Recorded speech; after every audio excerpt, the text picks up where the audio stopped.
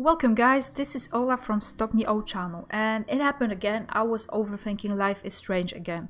Basically what I was thinking about, someone asked this question on Facebook and they said that they don't want to play Before the Storm because they are too afraid that it's way too far from the original game and that possibly it's just going to sort of ruin their whole experience.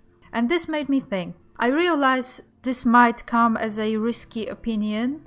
Basically on Facebook, people kept saying that they prefer Before the Storm over Life is Strange. And I was like, no, I disagree. I know we're not children, like it doesn't have to be the this and that. I mean, you are allowed to like two things and two games. Obviously, like they're not that different, it's the same universe, only the developers changed. Like one was developed by Deck 9 and the other one was developed by Dotnod. What I'm trying to say is, I think in a way, I know my own answer if I have to pick. Because I have this weird obsession, like I have to pick. Like I always like to list things, what's my favorite one, what's my second favorite and stuff like this. Like I don't want it to sound like I dislike one and I like the other, because that couldn't be further away from the truth. Because I love both those games. Like they're probably two of my favorite games. But what I do want to say is that I think if I was forced to sort of choose, I would choose Life is Strange. I mean the original one. Basically, I think it was a bit deeper on emotional level.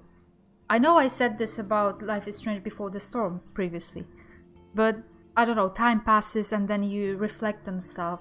Life is Strange Before the Storm, in a way, it's easy to play. It almost seems like a fan service, but it contradicts itself with Life is Strange in a way. I said this in one of my videos.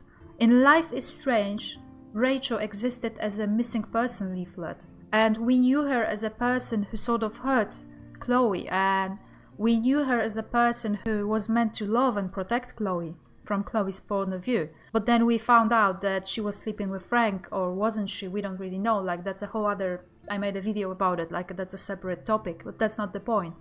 The point is, they made Rachel much cooler than she in fact was in Life is Strange playthrough. Like they made her into this very nice and lovable person. It seems like she takes care of Chloe, like it seems like she cares about Chloe. Man, I cannot really make one video without ending up talking about Rachel.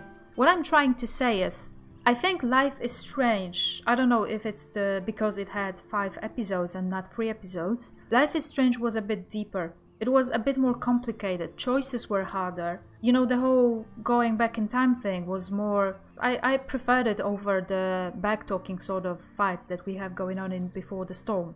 In my opinion, the nice relationship that Max and Chloe had in Life is Strange made developers realize that people want to see a game with gay or bisexual characters that fall in love. If it was your playthrough, like I know that some of you picked Max and Warren, or you didn't even want Chloe and Max to romance, but I did. So they realized that people want to see it. And I feel like in Life is Strange Before the Storm they exploited the whole idea.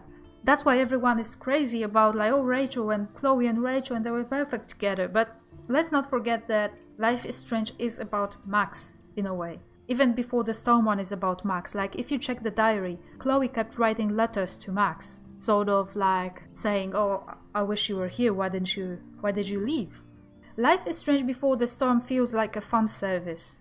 Now, I love it. Like, I did playthroughs, I am totally hooked on this game, I keep thinking about it. Like, I've been making videos and vlogs about it. And obviously, who wouldn't like fan service? Like, we are getting this amazing romance between Rachel and Chloe, and we are getting backstory on Chloe, our favorite character.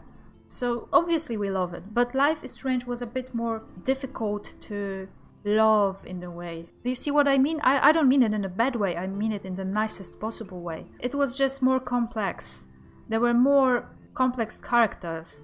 You know when Kate died? In my playthrough the first time I tried it, she died. It really like broke me for a couple of hours.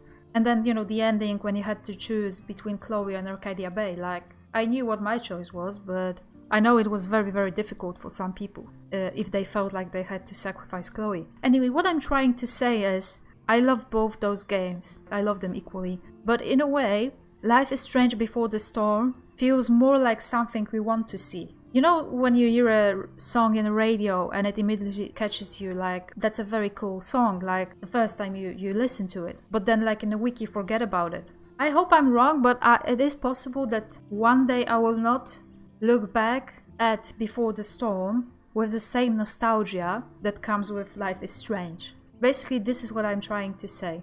And I'm very open to your opinions about it, like if you think that Before the Storm is a fan service, or do you think it was better than Life is Strange, or do you think it was worse? I'm very interested to know, like, I can see both points of view. In a way, Life is Strange feels more nostalgic because it probably, like, we all played it more than a year ago, so obviously, like, it's fresh. Maybe in a year I will change my mind and I will be more nostalgic about Before the Storm, who knows? So let me know what you guys think.